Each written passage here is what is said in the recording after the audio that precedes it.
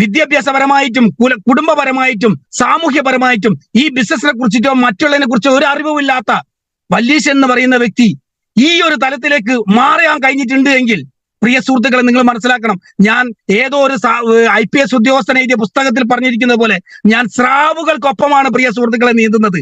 സ്രാവുകൾക്കൊപ്പമാണ് ഞാൻ നീന്തുന്നത്. ഇതുപോലെ തന്നെ ബെല്ലി സാറെ പോലെയുള്ളതും ശൈലേഷ് സാറെ പോലെയുള്ളതും ശ്രീധര സാറേയും വിജി സാറേയും ഹരികൃഷ്ണൻ സാറെ പോലുള്ള മഹാന്മാരായിട്ടുള്ള നെറ്റ്വർക്ക് മാർക്കറ്റിംഗിലെ ലെജൻഡുകളായി മാറിയിട്ടുള്ള അവരുടെ ഒപ്പമാണ് പ്രിയ സുഹൃത്തുക്കളെ ഒരു മത്സ്യത്തൊഴിലാളിയായ ഒരു മുക്കുവനായ ഒരു വല്ലീശൻ എന്ന് പറയുന്ന വ്യക്തി നീന്തുന്നത്. പ്രിയ സുഹൃത്തുക്കളെ, ഒപ്പം നീന്തുക എന്ന് പറയുന്നത് അത്ര എളുപ്പമുള്ള കാര്യമല്ല പ്രിയ സുഹൃത്തുക്കളെ. ഏറ്റെടുക്കുന്ന ദൗത്യം അതിന്റെ പൂർണ്ണത മനസ്സിലാക്കിക്കൊണ്ട്, അതിന്റെ ശരി മനസ്സിലാക്കിക്കൊണ്ട്, അത് നെഞ്ചോട് ഏറ്റെടുത്ത് ചെയ്തുകൊണ്ട് ഇനി മരണ അവസാനം വരെ, ജീവിത അവസാനം വരെ ഇതാണ് എന്റെ ജീവിത ലക്ഷ്യമെന്ന് പ്രഖ്യാപിച്ചുകൊണ്ട് ഇവർക്കൊപ്പം ഞാൻ തുല്യമായി നിന്നുകൊണ്ട് നീന്തുന്നുണ്ടെങ്കിൽ പ്രിയ സുഹൃത്തുക്കളെ, അവിടെയാണ് നമ്മൾ മനസ്സിലാക്കേണ്ടത്. ഈ നെറ്റ്വർക്ക് മാർക്കറ്റിംഗിന്റെ സാധ്യതയിൽ മനസ്സിലാക്കേണ്ട ഒരു രീതിയിലാണ് ഞാൻ മുന്നോട്ട് പോയിക്കൊണ്ടിരിക്കുന്നത്.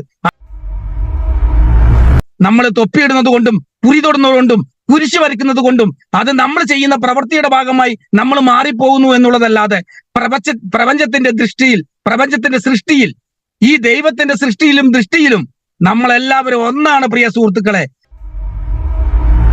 പരമകാരണീയനായിട്ടുള്ള അള്ളാഹുവാണോ യേശുവാണോ കൃഷ്ണനാണോ ആരായാലും ശരി, അവർ തന്നിരിക്കുന്ന നമ്മളെ പോലെയുള്ള സാധാരണക്കാരന് തന്നിരിക്കുന്ന ഒരു വലിയൊരു സത്യമാണ് പ്രിയ സുഹൃത്തുക്കളെ ഈ ഒരു ബിസിനസ് അവസരം.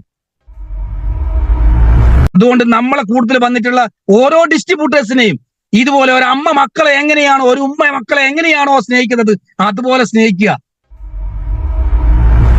പ്രിയ സുഹൃത്തുക്കളെ, ഞാനൊരു മത്സ്യത്തൊഴിലാളിയായിരുന്നെങ്കിൽ നിങ്ങളുടെ മുമ്പിൽ ഇങ്ങനെ ഞാൻ അഭിമാനത്തോടു കൂടി നിങ്ങളുടെ മുമ്പിൽ സംസാരിക്കുന്നുണ്ടെങ്കിൽ ഈ ഒരു നെറ്റ്വർക്കിന്റെ സാധ്യതയാണ് പ്രിയ സുഹൃത്തുക്കളെ. ഇതിനെ നിങ്ങൾ ചെറുതായി കാണരുത് പ്രിയ സുഹൃത്തുക്കളെ.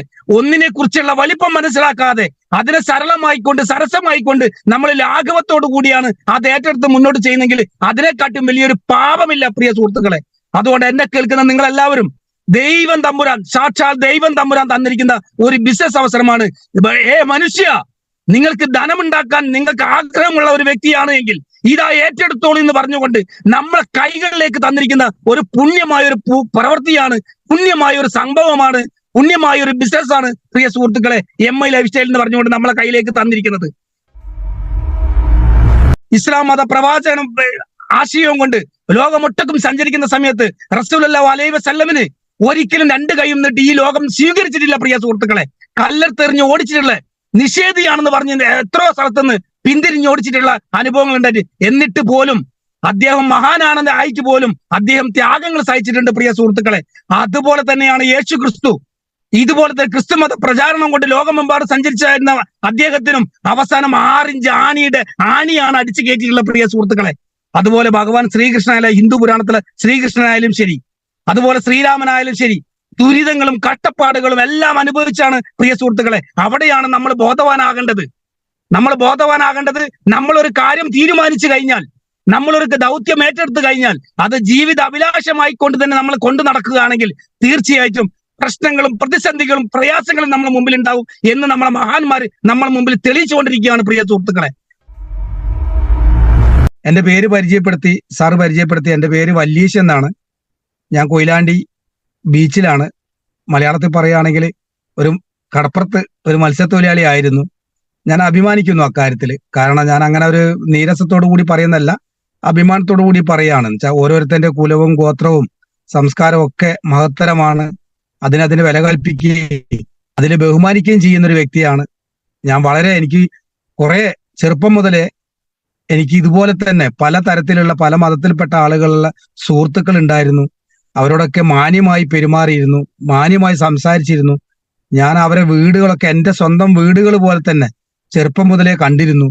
അപ്പൊ അതുകൊണ്ട് നമ്മൾക്ക് കുറച്ച് കാര്യങ്ങൾ നമ്മൾ ഷെയർ ചെയ്യുക എന്നുള്ളതാണ്. ഒരു 49 വർഷം കടല് ആയിട്ട് ബന്ധപ്പെട്ട് കടലിൽ മീൻ പിടിക്കാൻ പോവുകയും അതുപോലെ തന്നെ ഈ കടലുമായിട്ടുള്ള ബന്ധപ്പെട്ടുള്ള ജീവിതം മാത്രമേ ഉള്ളൂ. ആ തരത്തിലുള്ള പെരുമാറ്റങ്ങളും സംസാരങ്ങളും വസ്ത്രധാരണവും ഒക്കെ ഭക്ഷണ രീതിയും ഒക്കെ ആ രീതി തന്നെ ആയിരുന്നു. ഒരു മത്സ്യത്തൊഴിലാളി, കേവലം ഒരു സാധാരണ ഒരു മത്സ്യത്തൊഴിലാളി എന്നുള്ള രീതിയിൽ. അവിടെ അതിൽ നിന്ന് ഞാൻ ഒരിക്കല് ഈ കടപ്പുറത്ത് വൈകുന്നേരം കാറ്റുകൊണ്ടിരിക്കുന്ന സമയത്ത്, അല്ലെങ്കിൽ കടപ്പുറത്ത് പാറപ്പുറത്ത് ഇരിക്കുന്ന സമയത്ത് ഈ എൻ്റെ ഒരു സുഹൃത്ത്, ജ്യേഷ്ഠ തുല്യനായ ഒരു സുഹൃത്ത് വന്ന് എന്നോട് ഒരു ബൈക്കിൽ വന്നിട്ട് ബൈക്കിന്റെ ബാക്കിൽ കയറാൻ പറഞ്ഞു. ആ ബൈക്കിൽ കയറി കൈരളി ഓഡിറ്റോറിയത്തിൽ പോയി ഞാൻ ഈ പ്രോഗ്രാം കേൾക്കാൻ എനിക്കൊരു ഭാഗ്യം ഉണ്ടായി. അന്നേരം എനിക്ക് തോന്നിയത് ഭാഗ്യമായിട്ടല്ല, കഷ്ടതയായിട്ടാ തോന്നിയത്.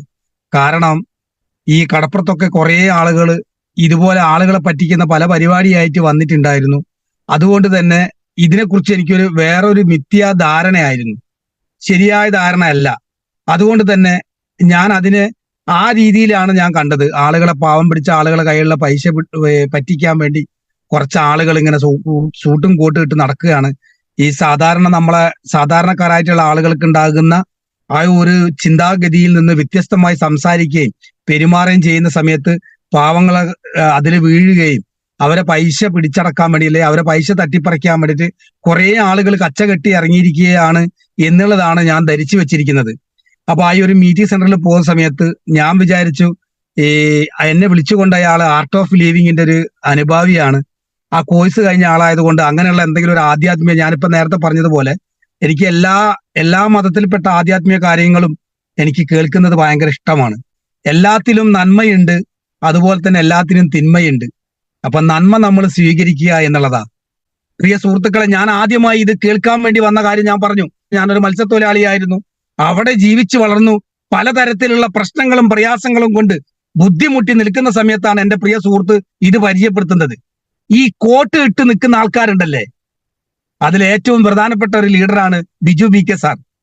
ഇതിന്റെ പേരന്റ് കമ്പനിയുടെ ട്രെയിനിങ് മീറ്റിംഗ് ആയിരുന്നു അന്ന് കൈരളി ഓഡിറ്റോറിയത്തിൽ വെച്ച് നടന്നിരുന്നത്.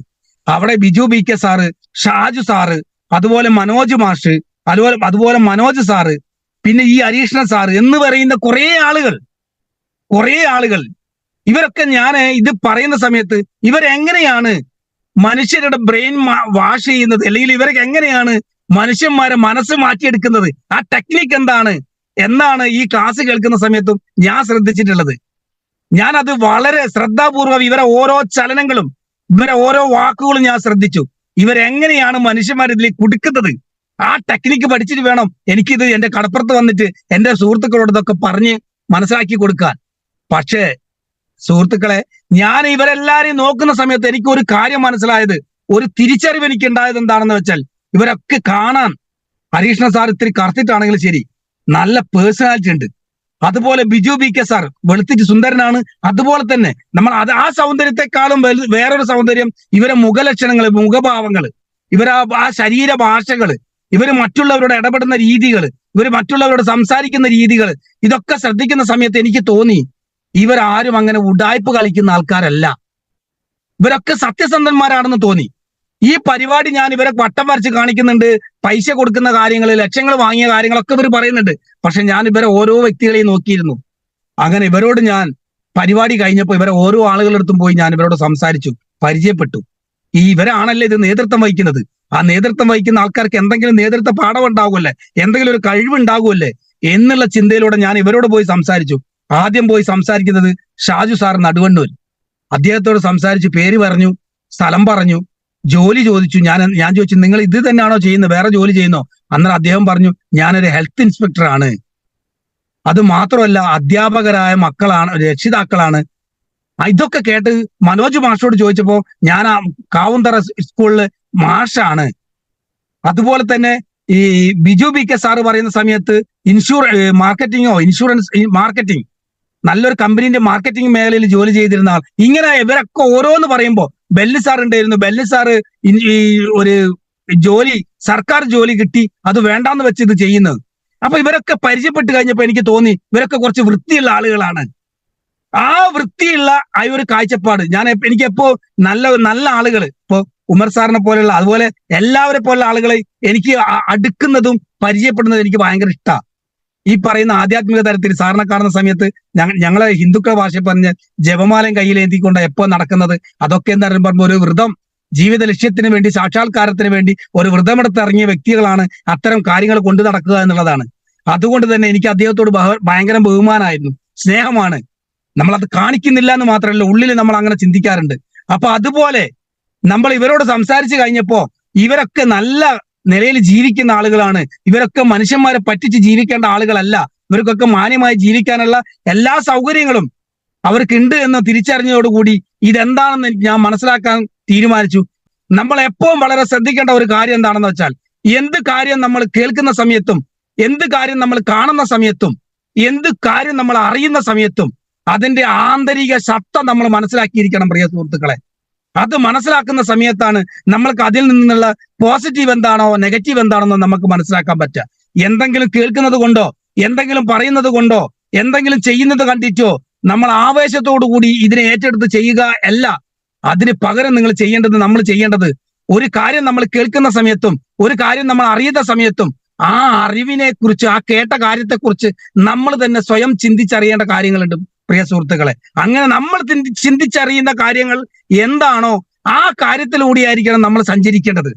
നമ്മൾ ചിന്തിച്ചു കഴിഞ്ഞു, നമ്മൾക്കൊരു കാര്യം ബോധ്യപ്പെട്ടു, ഇത് നല്ലതാണ് എന്ന് പറയുന്ന ഒരു സമയത്ത് നമ്മൾ എല്ലാവരും ശ്രദ്ധിക്കുക.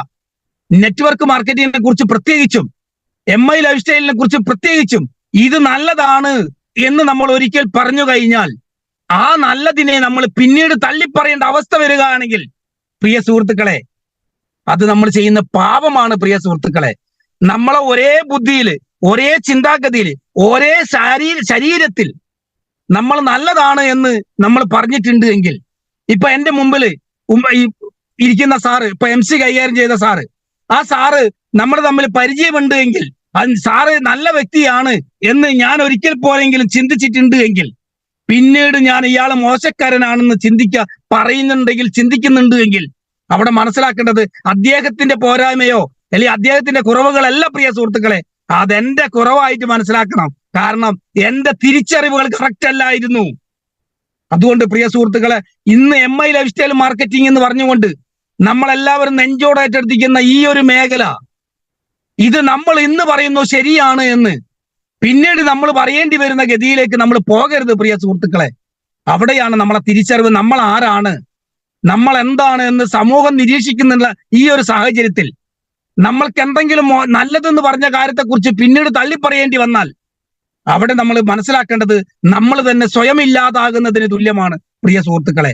അതുകൊണ്ട് എല്ലാവരും ഇന്ന് ശരിയെന്ന് തോന്നി നമ്മൾ ചെയ്യുന്ന പ്രവൃത്തികൾ ഒരിക്കൽ പോലും വേറൊരുത്തന്റെ തലച്ചോറിന് പണയം വെച്ചു കൊടുക്കുന്ന തരത്തിലേക്ക് നമ്മൾ മാറരുത് പ്രിയ സുഹൃത്തുക്കളെ.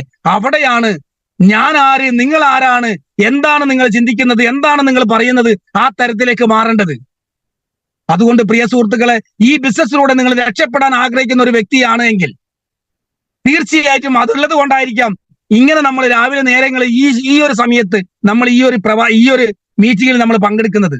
പ്രിയ സുഹൃത്തുക്കളെ, നിങ്ങളോട് എനിക്ക് അഭ്യർത്ഥിക്കാനുള്ളത്, നിങ്ങൾ ഈ ബിസിനസ്സിനെ സ്നേഹിക്കുന്നുണ്ട് എങ്കിൽ, നിങ്ങൾ ഈ ബിസിനസ്സിനെ സ്നേഹിക്കുന്നത് ആത്മാർത്ഥമായിട്ടാണ്, സത്യസന്ധമായിട്ടാണ് എങ്കിൽ നിങ്ങൾ ശ്രദ്ധിക്കേണ്ടത് നിങ്ങളൊപ്പം വന്നിട്ടുള്ള സുഹൃത്തുക്കളായിട്ടുള്ള ഡിസ്ട്രിബ്യൂട്ടേഴ്സ് ആയിട്ടുള്ള ആളുകളെ അവരെ നിങ്ങൾ അകമഴിഞ്ഞ് സ്നേഹിക്കുക പ്രിയ സുഹൃത്തുക്കളെ.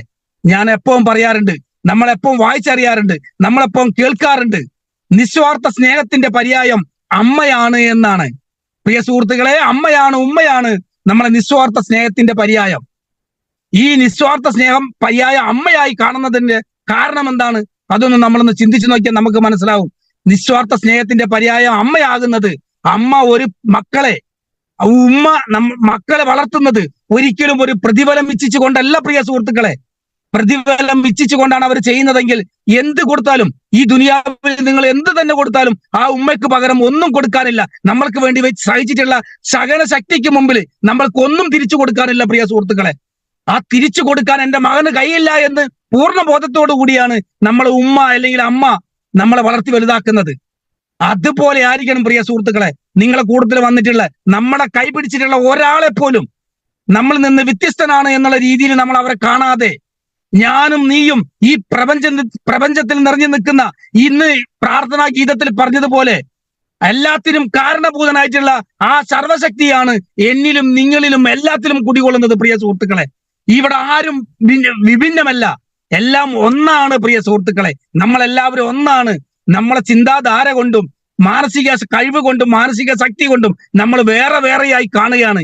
ഈ പ്രപഞ്ചത്തിൽ നിറഞ്ഞു നിൽക്കുന്ന ഈ പ്രാപഞ്ചിക ശക്തി അതെല്ലാത്തിലും ഒന്നാണ് പ്രിയ സുഹൃത്തുക്കളെ. ആ ഒരു ആത്മമായ പരമമായ സത്യത്തെ നമ്മൾ ബോധത്തോടു കൂടി കാണുക. നമ്മൾ തൊപ്പിയിടുന്നത് കൊണ്ടും പുരി തൊടുന്നത് കൊണ്ടും കുരിശ് വരയ്ക്കുന്നത് കൊണ്ടും അത് നമ്മൾ ചെയ്യുന്ന പ്രവൃത്തിയുടെ ഭാഗമായി നമ്മൾ മാറിപ്പോകുന്നു എന്നുള്ളതല്ലാതെ പ്രപഞ്ചത്തിന്റെ ദൃഷ്ടിയിൽ, പ്രപഞ്ചത്തിന്റെ സൃഷ്ടിയിൽ, ഈ ദൈവത്തിന്റെ സൃഷ്ടിയിലും ദൃഷ്ടിയിലും നമ്മളെല്ലാവരും ഒന്നാണ് പ്രിയ സുഹൃത്തുക്കളെ. നിങ്ങൾ എന്നെ ഉപദ്രവിക്കുന്ന സമയത്ത്, നിങ്ങൾ എന്നെ സ്നേഹിക്കുന്ന സമയത്ത് അത് പൂർണ്ണമായ നിങ്ങളെ തന്നെ സ്നേഹിക്കുന്നതിന് തുല്യമാകുന്നു. അതുപോലെ നിങ്ങൾ എന്നെ വെറുക്കുന്ന സമയത്ത് അത് നിങ്ങളെ തന്നെ വെറുക്കുന്നതായിട്ട് മാറുന്നതിന്റെ പ്രധാന കാരണം എന്താണെന്ന് വെച്ചാൽ ഇതിലൊക്കെ നിറഞ്ഞു നിൽക്കുന്ന ചൈതന്യം, ദൈവിക ചൈതന്യം ഒന്നാണ് പ്രിയ സുഹൃത്തുക്കളെ. അതുകൊണ്ട് നമ്മളെ കൂടുതൽ വന്നിട്ടുള്ള ഓരോ ഡിസ്ട്രിബ്യൂട്ടേഴ്സിനെയും ഇതുപോലെ ഒരു അമ്മ മക്കളെ എങ്ങനെയാണോ, ഒരു ഉമ്മ മക്കളെ എങ്ങനെയാണോ സ്നേഹിക്കുന്നത് അതുപോലെ സ്നേഹിക്കുക.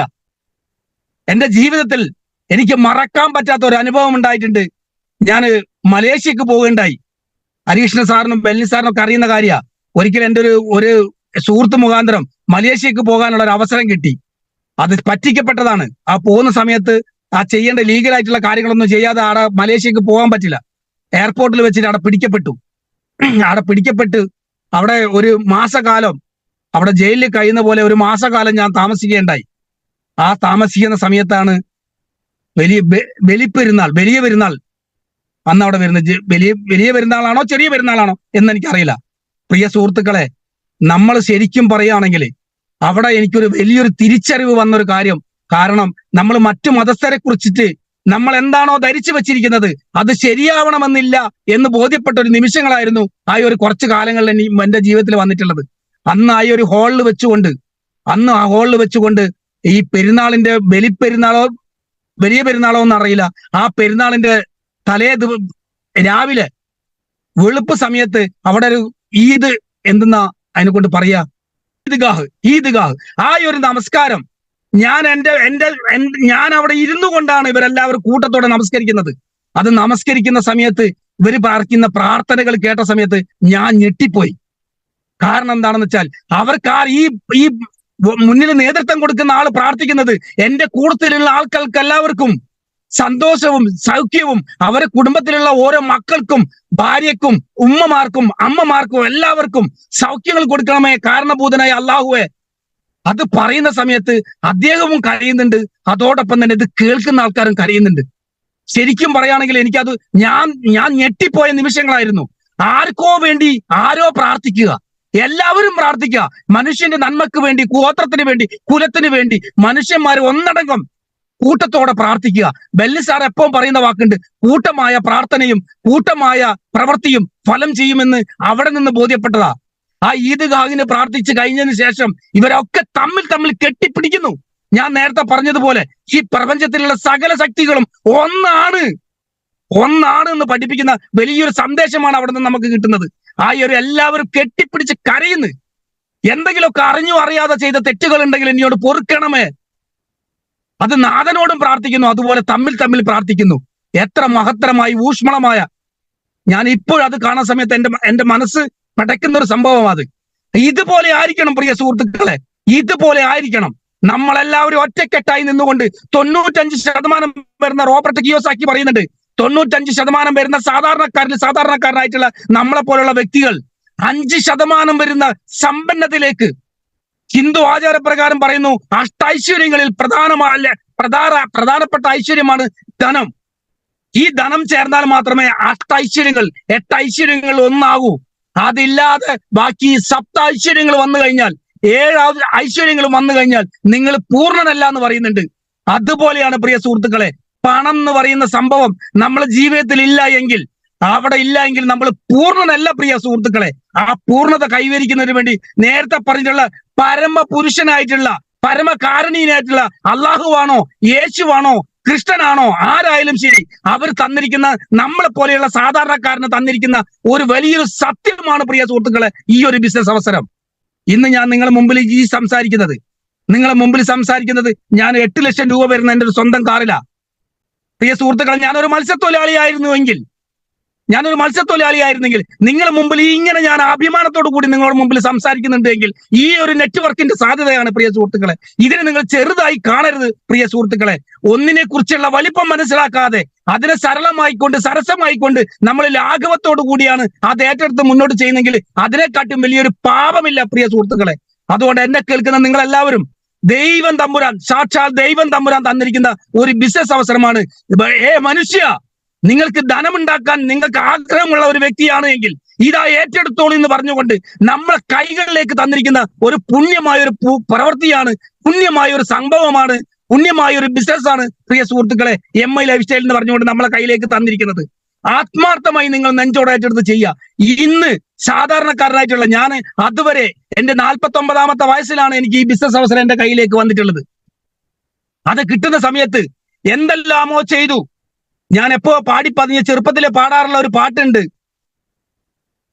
നമ്മൾ ജീവിതത്തിൻ പൊരുളറിയാതെ ഭ്രാന്തൻ എന്ന പോലെ അലഞ്ഞലഞ്ഞൻ ജീവൻ പാഴായി പോയിടുന്ന കാലേ നിന്നനർഘമാം സന്ദേശം വന്നു ചേർന്നു പുണ്യം വരികയായി ഞാൻ നിന്റെ പിന്നിൽ നീ ഗമിക്കൂ മുന്നിൽ എന്ന് പറയുന്നതിന്റെ അക്ഷരം പ്രതി അത് സത്യമായി കൊണ്ടാണ് പ്രിയ സുഹൃത്തുക്കളെ ഈ ഒരു സംഭവം, ഈ ഒരു ബിസിനസ് അവസരം എന്റെ ജീവിതത്തിലേക്ക് കടന്നു വന്നിരിക്കുന്നത്.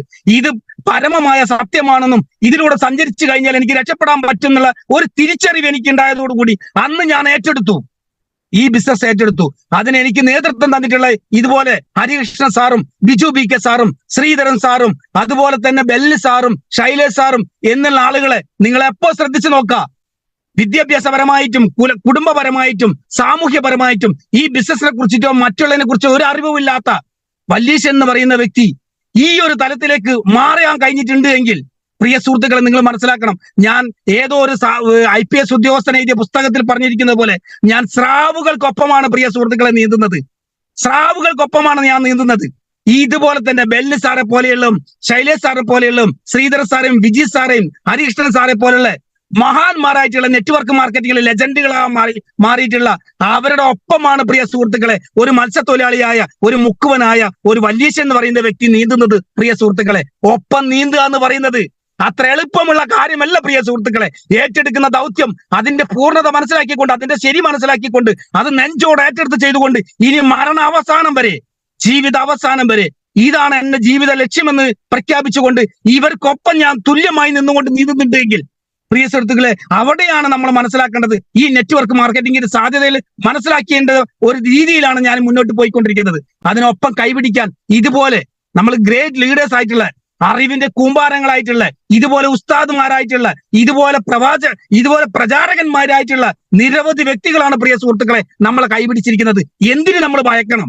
എന്തിന് നമ്മൾ വയ്ക്കണം? നമ്മളെ ഒപ്പം സഞ്ചരിക്കാൻ ആളുണ്ടാകുന്ന സമയത്ത് ആ സഞ്ചരിക്കുന്ന ആളെ ജീവൻ പോയാലും, ആ സഞ്ചരിക്കുന്ന ആളുകളുടെ ജീവിതം പോയാലും മാത്രമേ നമ്മൾക്ക് അത് ബാധിക്കുകയുള്ളൂ പ്രിയ സുഹൃത്തുക്കളെ. അതുകൊണ്ട് നമ്മളെ ലീഡേഴ്സ് ആയിട്ടുള്ള ആളുകളെല്ലാവരും തന്നെ ഇതിന്റെ ഒപ്പം നീന്തുകയാണ് പ്രിയ സുഹൃത്തുക്കളെ. അല്ലാതെ പിന്നിലോ മുമ്പിലോ നിന്നല്ല പോകുന്നത്, നമ്മളെ ഒപ്പത്തിനൊപ്പം നിന്നുകൊണ്ടാ ഈ ബിസിനസ് ചെയ്തുകൊണ്ടിരിക്കുന്നത്. പിന്നെ നമ്മൾ എന്തിനു ഭയപ്പെടണം പ്രിയ സുഹൃത്തുക്കളെ? അവിടെയാണ് നമ്മൾ ഈ ബിസിനസിന്റെ സാധ്യത മനസ്സിലാക്കേണ്ടത്. വലിയ കമ്പനിയാണ്, ഇന്ത്യയിലെ നമ്പർ 1 കമ്പനിയാണ് MI ലൈഫ് സ്റ്റൈൽ മാർക്കറ്റിംഗ് എന്ന് പറയുന്നത്. എങ്ങനെയാണ് 1ാം നമ്പറിൽ അല്ലെങ്കിൽ നമ്പർ 1 ആയി മാറുന്നത്? എല്ലാവർക്കും അറിയുന്നതാ. ഇതൊക്കെ നമ്മളെ ട്രെയിനിങ്ങുകൾ നമ്മളെ പഠിപ്പിക്കുന്നതാ. ഇതൊന്നും ഞാൻ പറയുന്നില്ല, ഇതൊക്കെ നിങ്ങൾ പല സ്ഥലത്തുനിന്ന് കേൾക്കുന്ന 2 ഡേ ട്രെയിനിങ്ങിലും 1 ഡേ ട്രെയിനിങ്ങിലും അല്ലാതെ എല്ലൊക്കെ നമ്മൾ എല്ലാവരും സംസാരിക്കാറുണ്ട്. പിന്നെ അതിന്റെ ഭാഗത്തു കൂടി തന്നെ ഞാനും പറയേണ്ട ആവശ്യമൊന്നുമില്ല അല്ലെ. നമ്മൾ ചിന്തിക്കുന്നത് നമുക്കൊരു കോൺഫിഡൻസ് ഉണ്ടാക്കുക എന്നുള്ളതാ. എവിടെ ജനിച്ചു, ആരായി ജനിച്ചു എന്നുള്ളതിന് ഒരു പ്രസക്തിയില്ല പ്രിയ സുഹൃത്തുക്കളെ. നമ്മൾ എന്ത് ചിന്തിക്കുന്നു എന്നുള്ളതാ. ഇന്ന് ഞാൻ ഒന്നും കൂടി ഞാൻ ഒന്നും കൂടി പറയുന്നുണ്ട്. ഇന്ന് മഹാന്മാരെ ലോകം ആരാധിക്കുന്ന എല്ലാ വ്യക്തികളും സമ്പന്നതയിൽ നിന്ന് വന്നതല്ല പ്രിയ സുഹൃത്തുക്കളെ. എല്ലാവരും ഇതുപോലെ താഴേക്കിടയിൽ നിന്ന് വന്ന വ്യക്തികളാണ്. 99.9% ആളുകളും എല്ലാവരും താഴെ കിടന്ന് വന്ന് നിങ്ങൾ എന്ത് പറയുന്നത്? ഞങ്ങളെ ഹിന്ദു പുരാണങ്ങൾ എഴുതിയിട്ടുള്ള രാമായണം എഴുതിയിട്ടുള്ള വാത്മീകി മഹർഷി ഒരു രത്നാകരനായിരുന്നു, കാട്ടാളനായിരുന്നു. അവന് എന്താണ് ശരി എന്താണ് തെറ്റെന്നറിയാത്ത സപ്തഋഷിമാരിൽ നിന്ന് അവർക്ക് കിട്ടിയിട്ടുള്ള ബോധോദയത്തിലൂടെയാണ് അദ്ദേഹം രചിച്ച കാവ്യമാണ് രാമായണം എന്ന് പറയുന്നത്. അതേപോലെ വേദവ്യാസൻ എന്ന് പറയുന്ന ഒരു മുക്കവ സ്ത്രീയിൽ നിന്ന് സാധാരണ അച്ഛനമ്മമാരുണ്ടാകുന്ന പോലെ അല്ലെ മക്കൾ ഉണ്ടാക്കുന്നത് പോലെ ഉണ്ടാക്കി ജന്മം നൽകിയ വ്യക്തിയല്ല വേദവ്യാസൻ. ആ ഒരു മഹർഷി ഈ പറയുന്ന രീതിയിലേക്ക് മഹാഭാരതം രചിച്ചിട്ടുള്ളത്. അതുപോലെ തന്നെ നമ്മൾ പറയുന്നത് ഇന്ന് നമ്മൾ ലോകം ആരാധിക്കുന്ന ഖുർആൻ, പരിശുദ്ധ ഖുർആൻ, മുഹമ്മദ് നബി റസൂലുള്ളാഹി അലൈഹി വസല്ലം അദ്ദേഹം ഈ പറയുന്നത് സുഖവാസത്തിൽ നിന്നുകൊണ്ടല്ല അദ്ദേഹത്തിന്റെ കയ്യിലേക്ക് ഈ ഒരു ഖുർആൻ, പരിശുദ്ധ ഖുർആൻ വന്നിട്ടുള്ളത്. തിറാ ഗുഹയില് തപസ് ചെയ്യുന്ന സമയത്ത് തപസിദ്ധി കൊണ്ട് മനസ്സിൽ തോന്നിയിട്ടുള്ള കാര്യങ്ങൾ അള്ളാഹു നേരിട്ട് കൊടുത്തു എന്ന് പറയുന്നു. നമ്മൾ സാധാരണ രീതിയിൽ ചിന്തിക്കുകയാണെങ്കിൽ ഒരു മനുഷ്യന്റെ ധ്യാനാവസ്ഥയിൽ കിട്ടുന്ന തിരിച്ചറിവുകൾ, അതാണ് പ്രിയ സുഹൃത്തുക്കളെ നമ്മൾ ഇന്ന് ഏറ്റെടുത്ത് കോടാനകോടി ജനങ്ങൾ. ഞാൻ എപ്പോഴും പറയുന്ന വാക്കുണ്ട്, നമ്മളെ മുമ്പിലുള്ള മഹാന്മാരായിട്ടുള്ള മഹാരഥന്മാരായിട്ടുള്ള ആളുകൾ എല്ലാവരും തന്നെ, അത് യേശു ക്രിസ്തു ആയാലും ശരി, മുഹമ്മദ് നബി ആയാലും ശരി, അതുപോലെ തന്നെ ഭഗവാൻ കൃഷ്ണനായാലും ശരി, ഇവര് 3 പേരെയും നമ്മൾക്ക് ഉദാഹരണമായിട്ട് എടുക്കാൻ പ്രിയ സുഹൃത്തുക്കളെ. ഞാൻ എപ്പോഴും പറയുന്ന വാക്കുകളാണിത്, വീണ്ടും ആവർത്തിക്കുകയാണ്. ഇതുപോലെ ഇസ്ലാം മത പ്രവാചകനും ആശയവും കൊണ്ട് ലോകമൊട്ടക്കും സഞ്ചരിക്കുന്ന സമയത്ത് റസൂലുള്ളാഹി അലൈഹി വസല്ലമിന് ഒരിക്കലും 2 കൈയും നീട്ടി ഈ ലോകം സ്വീകരിച്ചിട്ടില്ല പ്രിയ സുഹൃത്തുക്കളെ. കല്ലെടുത്തെറിഞ്ഞ് ഓടിച്ചിട്ടുള്ള നിഷേധിയാണെന്ന് പറഞ്ഞ് എത്രയോ സ്ഥലത്തുനിന്ന് പിന്തിരിഞ്ഞ് ഓടിച്ചിട്ടുള്ള അനുഭവങ്ങൾ ഉണ്ടായിട്ട്, എന്നിട്ട് പോലും അദ്ദേഹം മഹാനാണെന്ന് ആയിട്ട് പോലും അദ്ദേഹം ത്യാഗങ്ങൾ സഹിച്ചിട്ടുണ്ട് പ്രിയ സുഹൃത്തുക്കളെ. അതുപോലെ തന്നെയാണ് യേശു ക്രിസ്തു. ഇതുപോലത്തെ ക്രിസ്തുമത പ്രചാരണം കൊണ്ട് ലോകമെമ്പാടും സഞ്ചരിച്ചായിരുന്ന അദ്ദേഹത്തിനും അവസാനം 6 ഇഞ്ച് ആണിയാണ് അടിച്ചു കയറ്റിയിട്ടുള്ള പ്രിയ സുഹൃത്തുക്കളെ. അതുപോലെ ഭഗവാൻ ശ്രീകൃഷ്ണനായാലും ഹിന്ദു പുരാണത്തിലെ ശ്രീകൃഷ്ണനായാലും ശരി, അതുപോലെ ശ്രീരാമനായാലും ശരി, ദുരിതങ്ങളും കഷ്ടപ്പാടുകളും എല്ലാം അനുഭവിച്ചാണ് പ്രിയ സുഹൃത്തുക്കളെ. അവിടെയാണ് നമ്മൾ ബോധവാനാകേണ്ടത്. നമ്മളൊരു കാര്യം തീരുമാനിച്ചു കഴിഞ്ഞാൽ, നമ്മളൊരു ദൗത്യം ഏറ്റെടുത്തു കഴിഞ്ഞാൽ, അത് ജീവിത അഭിലാഷമായി കൊണ്ട് തന്നെ നമ്മൾ കൊണ്ടു നടക്കുകയാണെങ്കിൽ തീർച്ചയായിട്ടും പ്രശ്നങ്ങളും പ്രതിസന്ധികളും പ്രയാസങ്ങളും നമ്മുടെ മുമ്പിൽ ഉണ്ടാവും എന്ന് നമ്മളെ മഹാന്മാര് നമ്മളെ മുമ്പിൽ തെളിയിച്ചുകൊണ്ടിരിക്കുകയാണ് പ്രിയ സുഹൃത്തുക്കളെ. അതാണ് ഞാൻ നേരത്തെ പറഞ്ഞിരിക്കുന്ന മഹാന്മാരെ അനുഭവിച്ചുള്ള വേദനകൾ. അതുകൊണ്ട് പ്രിയ സുഹൃത്തുക്കളെ, നമ്മൾ ഏറ്റെടുക്കുന്ന ദൗത്യം, ഞാൻ എപ്പോഴും പറയുന്നത് പോലെ തന്നെ, നമ്മളൊരു സാംസ്കാരിക നായകന്മാരായി മാറാനുള്ള ഒരു അവസരമാണ് പ്രിയ സുഹൃത്തുക്കളെ നമ്മളെ മുമ്പിൽ വരാൻ വേണ്ടി പോകുന്നത്, നമ്മൾക്ക് വന്നു ചേർന്നുകൊണ്ടിരിക്കുന്നത്. നമ്മളൊക്കെ ഇനി വരാൻ വേണ്ടി പോകുന്ന കാലത്തെ, നമ്മൾ ഇനി വരാൻ വേണ്ടി പോകുന്ന സാംസ്കാരിക നായകന്മാരായി മാറും. നമ്മളെ ബെല്ലി സാറായാലും ശൈലേഷ് സാറായാലും എന്ന മഹാന്മാരായിട്ടുള്ള ആളുകളായി ഈ സമൂഹം ആചരിക്കുന്ന കാലഘട്ടം വരാൻ വേണ്ടി പോകുന്നു പ്രിയ സുഹൃത്തുക്കളെ. ഇങ്ങനെ ആയിരക്കണക്കിന് ആളുകളിലേക്ക്, ലക്ഷക്കണക്കിന് ആളുകൾക്ക്, കോടാനുകോടി ജനങ്ങൾക്ക് ഇതുപോലൊരു പുത്തൻ ആശയം ജനങ്ങളിലേക്ക് എത്തിച്ചു കൊടുക്കാൻ പ്രചാരകന്മാരായി മാറിയിട്ടുള്ള, ഇതുപോലെ റസൂലുള്ളാഹി അലൈഹി വസല്ലമിനെ പോലെയും അതുപോലെ തന്നെ യേശു ക്രിസ്തുവിനെ പോലെയും ഇതുപോലെ പ്രചാരകന്മാരായിട്ട് മാറാൻ, ചട്ടമ്പി സ്വാമികളെ പോലെയും ശങ്കരാചാര്യരെ പോലെയും ഇങ്ങനെയുള്ള മഹാന്മാരായിട്ടുള്ള ആളുകളെ പോലെ ഇവരൊക്കെ പിന്നീട് വാഴ്ത്തപ്പെട്ടിരിക്കും, ഒരു സംശയവുമില്ല. അതേ പാതയിലൂടെയാണ് പ്രിയ സുഹൃത്തുക്കളെ നമ്മൾ സഞ്ചരിക്കുന്നത്. സാമ്പത്തിക വിപ്ലവത്തിന് വേണ്ടി, സാമ്പത്തിക മാറ്റത്തിന് വേണ്ടി, സാമ്പത്തിക പരിവർത്തനത്തിന് വേണ്ടി നിങ്ങൾ മാനസികമായി തയ്യാറുള്ള വ്യക്തിയാണ് എങ്കിൽ ഇതാ നിങ്ങൾക്കൊരു അവസരം.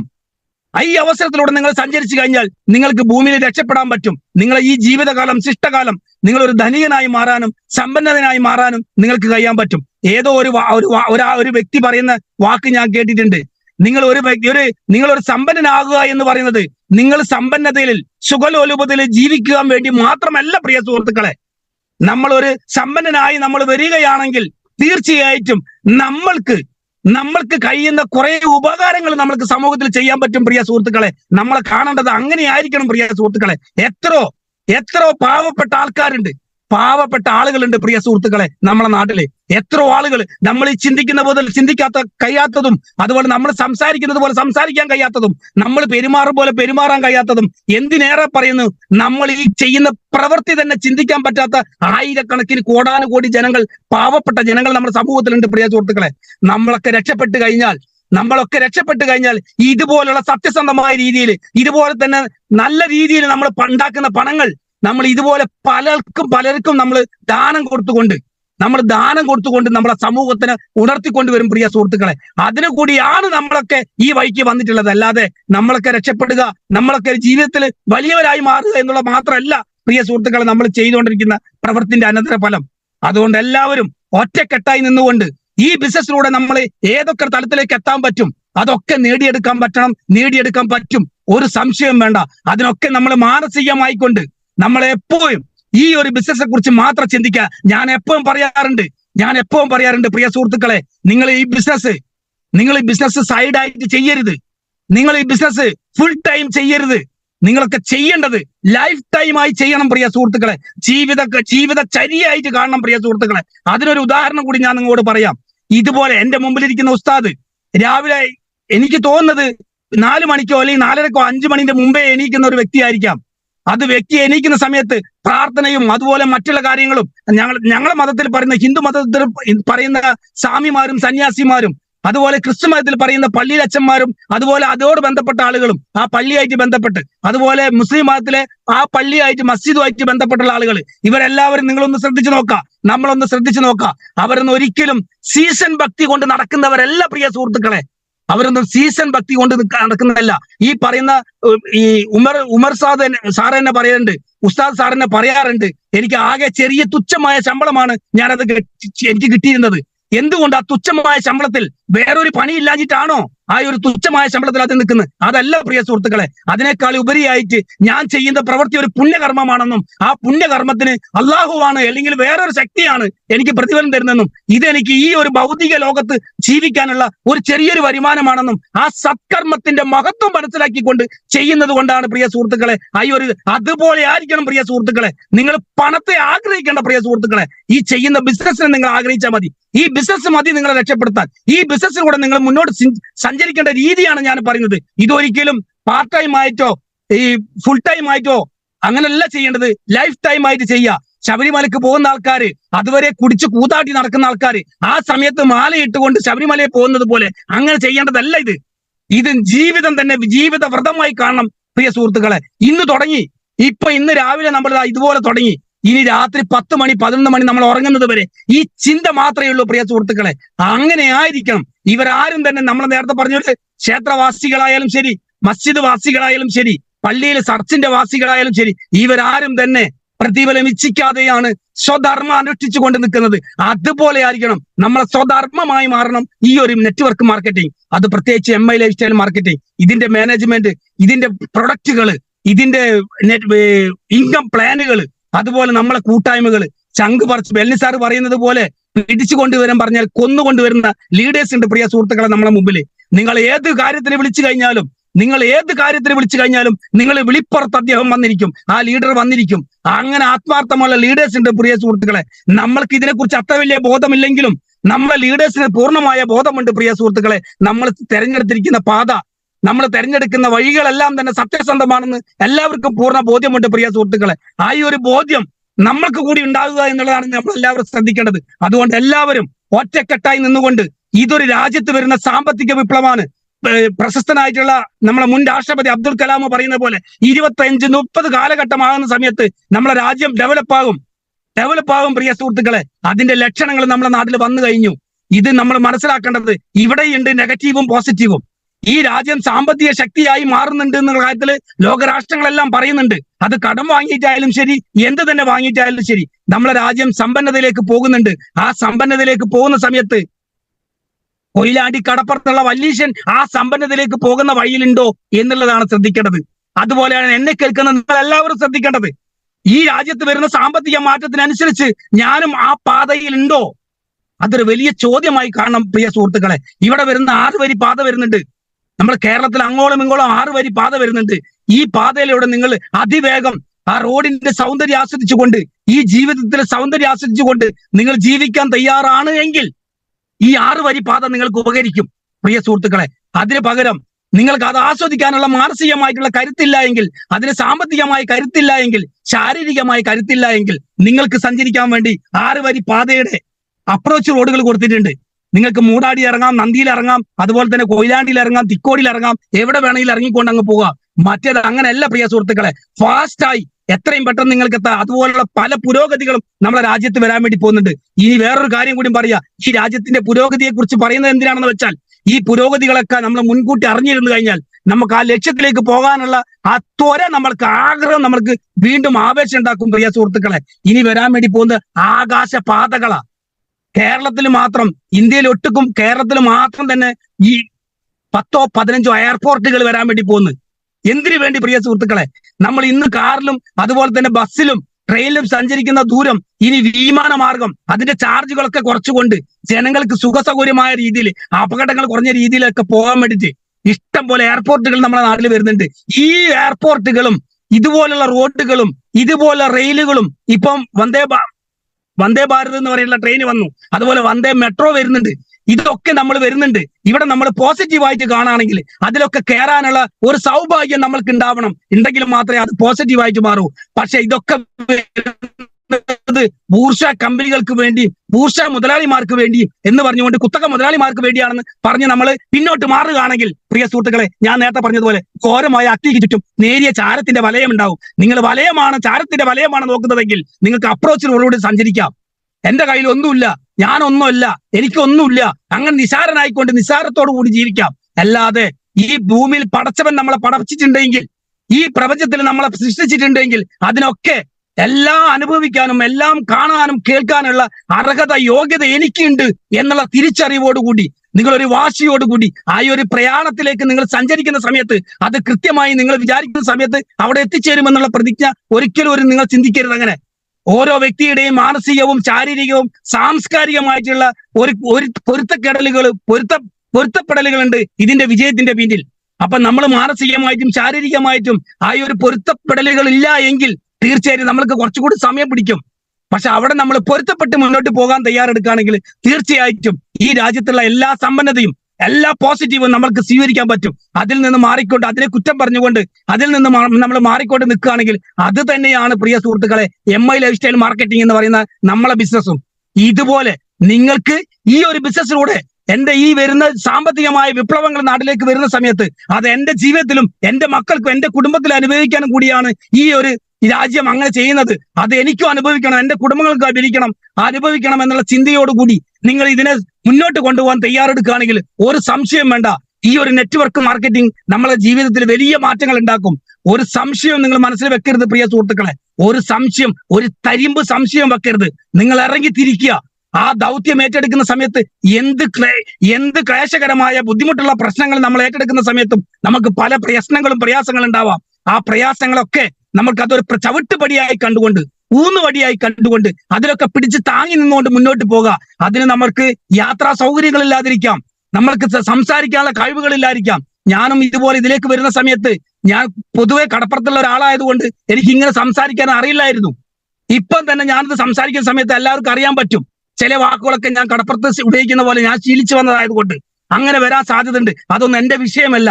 എന്റെ മനസ്സിൽ തോന്നുന്ന എന്ത് കാര്യങ്ങളാണോ അത് വെട്ടി തുറന്ന് പറയാനുള്ള ഒരു അവകാശം, അല്ലെങ്കിൽ അതിനൊരു തയ്യാറെടുപ്പ് എനിക്ക് ഉണ്ടാക്കി തന്നത് ഈ നെറ്റ്വർക്ക് മാർക്കറ്റിംഗ് ആണ്. അതുകൊണ്ട് ഞാൻ ഇന്ന് പറഞ്ഞുതരാം, നമ്മളെ പ്ലാനിനെ സംബന്ധിച്ച് ചിന്തിക്കുകയാണെങ്കിൽ നമ്മളെ ഇതുപോലെ മനോഹരമായ ഒരു പ്ലാൻ, അത് മനോഹരം എന്ന് പറയുന്നത് ആ കാണുന്ന വരക്കുന്ന രീതിയോ പറയുന്ന രീതിയോ മനോഹരമായത് കൊണ്ടല്ല പ്രിയ സുഹൃത്തുക്കളെ. അതിലൂടെ ഏത് സാധാരണക്കാരനും രക്ഷപ്പെടാൻ പറ്റുമെന്ന് നമ്മളെ ലീഡേഴ്സ് ഉറക്കെ പറയുന്നുണ്ടെങ്കിൽ അതിന് മകുട ഉദാഹരണമാണ് പ്രിയ സുഹൃത്തുക്കളെ ഈ ഞാൻ ഇങ്ങനെ 2 ID RTCയും അതുപോലെ സീലിംഗ് അച്ചീവറും അതുപോലെ ഇങ്ങനെ ഘോരമായി സംസാരിക്കാനുള്ള കഴിവും അതുപോലെ ഇങ്ങനെയുള്ള ഒരു AC കാറിൽ സഞ്ചരിക്കാനുള്ള കഴിവും അതുപോലെ തന്നെ ഇങ്ങനെയൊക്കെ മാറ്റങ്ങൾ വന്നിട്ടുണ്ട് എങ്കിൽ അതിന്റെ ഒക്കെ ഉത്തരവാദി, അതിന്റെ ഒക്കെ കാരണം നമ്മളെ പ്ലാനാണ് പ്രിയ സുഹൃത്തുക്കളെ. അതുകൊണ്ട് ഇതിൽ പുതിയതായിട്ട് വന്ന് കേൾക്കുന്ന ആൾക്കാരോട് എനിക്ക് ഒന്നേ പറയാനുള്ളൂ, നിങ്ങൾ ഒരിക്കൽ പോലും നിങ്ങളെ താഴ്ത്തി ചിന്തിക്കാതിരിക്കുക, നിങ്ങളെ താഴ്ത്തി കെട്ടാതിരിക്കുക. ഞാനും ഈ പ്രപഞ്ചത്തിലുള്ള 2 കൈയും കാലും ബുദ്ധിശക്തിയും ചിന്ത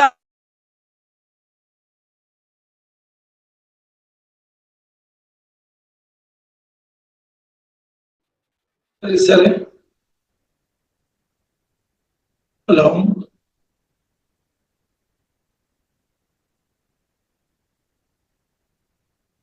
ജീവിതം മാറ്റിമറിച്ചിട്ടുള്ള ഒരു മേഖലയിലാണ് പ്രിയ പുതിയതായി വന്നിട്ടുള്ള ആൾക്കാരോട് എനിക്ക് പറയാനുള്ളത്. അതുകൊണ്ട് നിങ്ങൾ എല്ലാവരും ആത്മാർത്ഥമായി ഈ ബിസിനസ്സിനെ സ്നേഹിക്കുക പ്രിയ സുഹൃത്തുക്കളെ. ഒരു തരിമ്പ് വെള്ളം ചേർത്താതെ, ഞാൻ ചെയ്യുന്ന പ്രവൃത്തിയിൽ ഒരു തട്ടിപ്പോ ഒരു വെട്ടിപ്പോ ഇല്ലാതെ ഉണ്ടാക്കാതെ, ഒരാളോട് സംസാരിക്കുമ്പോൾ ഒരു കളവായിട്ടൊന്നും പറയാതെ സത്യമായി ഞാൻ ഇത്രയും സമയം ഇങ്ങനെ ഘോരം സംസാരിക്കുന്നത് ആരോ പറഞ്ഞു കേട്ടിട്ടുണ്ട്. സത്യമായ കാര്യങ്ങൾ സത്യമായി നിങ്ങൾ ഉറക്കെ സംസാരിക്കൂ. നിങ്ങളെ തല പോയാലും ശരി ആ നാവ് സംസാരിച്ചുകൊണ്ടിരിക്കും എന്ന് പറയുന്ന പോലെ ഞാൻ ഈ പറയുന്ന സമയത്ത് എനിക്ക് എന്ത് തന്നെ സംഭവിച്ചാലും ശരി എനിക്ക് പൂർണ്ണമായി ബോധ്യമുണ്ട്. ഞാൻ ചെയ്യുന്ന പ്രവൃത്തി സത്യമാണ്, ഞാൻ പറയുന്ന കാര്യങ്ങൾ സത്യമാണ്. ആ സത്യം ഞാൻ ഉറക്കെ വിളിച്ചു പറയും. ഇന്നേ വരെ ലോകം എല്ലാവർക്കും പഠിപ്പിച്ചു കൊടുത്തിട്ടുള്ള ഒരു വലിയൊരു പാഠമാണത്. ഉറക്കെ സംസാരിക്കണം സത്യത്തിന് വേണ്ടിയിട്ട്. അതുപോലെ സത്യത്തിന് വേണ്ടിയാണ് പ്രിയ സുഹൃത്തെ ഞാൻ സംസാരിച്ചുകൊണ്ടിരിക്കുന്നത്. അതിനൊരു ആവേശത്തിന് ഒരു തരിമ്പ് പോലും ബാക്കോട്ടില്ല. അത് ആവേശം കെടാതെ ഞാൻ സംസാരിക്കും. അതുപോലെ ആയിരിക്കണം പ്രിയ സുഹൃത്തുക്കളെ. ഇതൊരു ജീവിത വ്രതമായി നിങ്ങൾ കാണണം.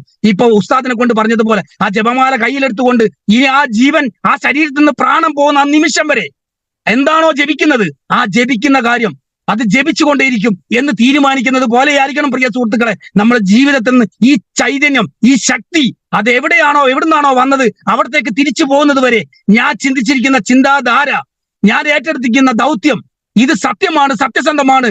അതുകൊണ്ട് ഞാനത് ഏറ്റെടുത്തിരിക്കും. ആ ഒരു ദൃഢപ്രതിജ്ഞ നിങ്ങൾ എല്ലാവരും ശിരസ വഹിച്ചുകൊണ്ട് നമുക്കൊക്കെ ഒറ്റക്കെട്ടായി നിന്നുകൊണ്ട് നമ്മൾ ആരോ പറയുന്നത് പോലെ നമ്മളൊക്കെ ഒരു കുടുംബമാണ്. ഞാൻ നേരത്തെ പറഞ്ഞു, ഈ പ്രപഞ്ച സൃഷ്ടിയിൽ ഇതിൽ നിൽക്കുന്ന എല്ലാ ചൈതന്യവും ഒന്നാണ്. ആരോ പറയാറുണ്ട് നമ്മുടെ ശരീരം എല്ലാവരും മുറിച്ചു കഴിഞ്ഞാൽ ചുവന്ന രക്തമാണ് വരുന്നതെന്ന്. അത് തന്നെയാണ് പ്രിയ സുഹൃത്തുക്കളെ, എല്ലാത്തിലുമുള്ള ആ ഈശ്വരീയ ചൈതന്യം, ഇതൊക്കെ പ്രപഞ്ചത്തിന്റെ ചൈതന്യമാണ്. അതൊക്കെ നമ്മൾ ആരും ഒന്ന് വേറെയല്ല പ്രിയ സുഹൃത്തുക്കളെ, നമ്മളൊക്കെ ഒറ്റക്കെട്ടാണ്, ഏകോദര സഹോദരന്മാരാണ് പ്രിയ സുഹൃത്തുക്കളെ. നീ വിതുമ്പി എന്നാൽ പിടയുന്നത് എന്റെ കരളല്ലയോ എന്ന് ദാസേട്ടൻ പാടിയ പാട്ട് പോലെ, നീ വിതുമ്പി എന്നാൽ നിങ്ങൾ ആരെങ്കിലും, നമ്മളിലുള്ള ആരെങ്കിലും ഒരാൾ സങ്കടപ്പെടുകയാണെങ്കിൽ അത് എന്റെ കൂടി സങ്കടമാണെന്ന് ഏറ്റെടുത്തുകൊണ്ട് ചെയ്യാൻ നിങ്ങൾ തയ്യാറെടുക്കുകയാണെങ്കിൽ തീർച്ചയായിട്ടും ഈ ബിസിനസ്സോട് നിങ്ങൾക്ക് രക്ഷപ്പെടാൻ പറ്റും. അങ്ങനെ എല്ലാവർക്കും എല്ലാവരുടെ ജീവിതത്തിലും സർവ്വ ഐശ്വര്യങ്ങളും സർവശക്തനായ ദൈവം, നിങ്ങൾ വിശ്വസിക്കുന്ന അള്ളാഹു ആയാലും ശരി, അതുപോലെ ഈ യേശു ക്രിസ്തുവായാലും ശരി, ഭഗവാനായ ദൈവമായാലും ശരി, അത് നമുക്കെല്ലാവർക്കും എല്ലാ അനുഗ്രഹങ്ങളും നൽകട്ടെ എന്ന് ആത്മാർത്ഥമായി പ്രാർത്ഥിച്ചുകൊണ്ട് എന്നെ ക്ഷണിച്ച ഇതുപോലെ ഹരീഷ്ണ സാർ ഇന്നലെ രാത്രി വിളിച്ചു. ഞാൻ ഒരിക്കലും ഹരീഷ്ണ സാറോട് ഞാൻ എപ്പോഴും പറയാറുണ്ട്, സാർ ഏത് സമയത്ത് എന്തിനു വിളിച്ചു കഴിഞ്ഞാലും ഞാൻ ഒരു മടിയും പറയില്ല സാറേ എന്ന്.